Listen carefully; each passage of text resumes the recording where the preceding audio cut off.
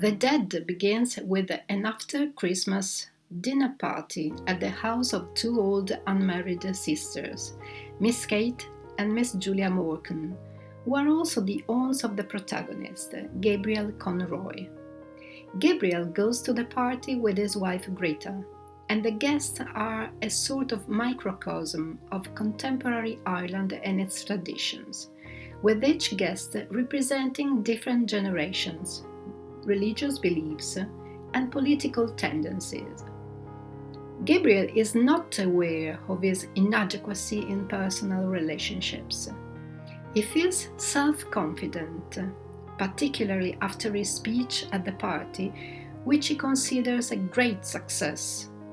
And on his way back to the hotel, he remembers the best moments of his married life, and he feels desire for his wife, Greta. However, when they reach their hotel room, he realizes that she is crying. At the end of the party, she had a sad epiphany, a revelation related to her past.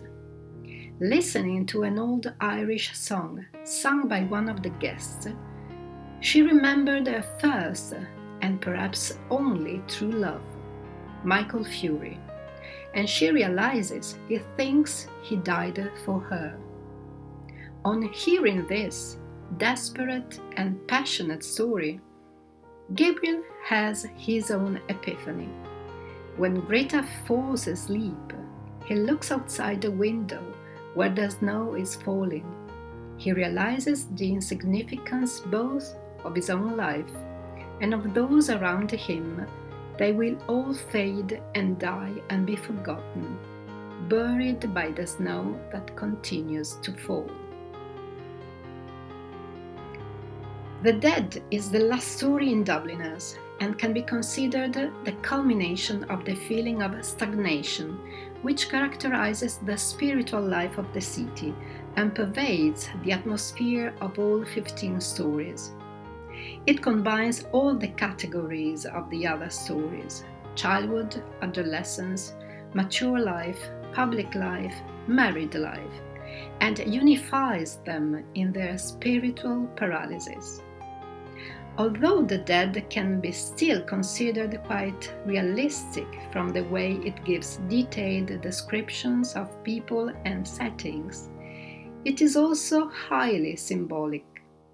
The names of the characters carry a symbolic meaning. Gabriel, for example, is also the name of the archangel who sounds the trumpet at the Last Judgment.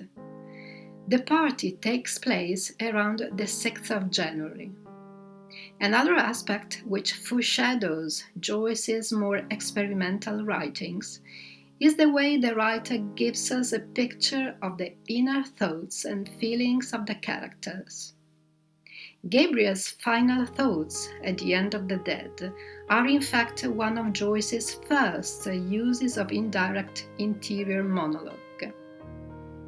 During the story, through our access to his thoughts, we are constantly made to feel Gabriel's apartness from the other dinner guests, who he considers his intellectual and cultural inferiors, and whose level of conversation embarrasses him.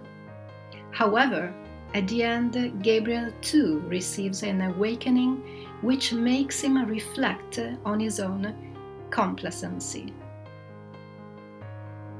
The central event of the story is Greta's epiphany, which leads to Gabriel's own epiphany at the end. On the surface, it is almost nothing. Greta stops for a moment on the stairs when she hears a song from her past. But in stopping, it is as though time itself has stopped, or that she has stepped outside of time and returned to her lost youth. This epiphany is reflected through Gabriel's own gaze as he watches her from the bottom of the stairs.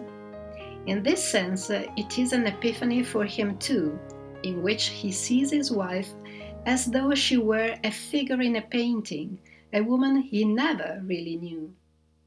The auditory epiphany of Greta coincides with Gabriel's visual epiphany. But Joyce goes even further. In the final scene, after Greta tells the story of Michael Fury, Gabriel looks out the window at the falling snow and reflects on the ultimate insignificance of even the most intense moments of existence, which fade, like all the rest, into oblivion.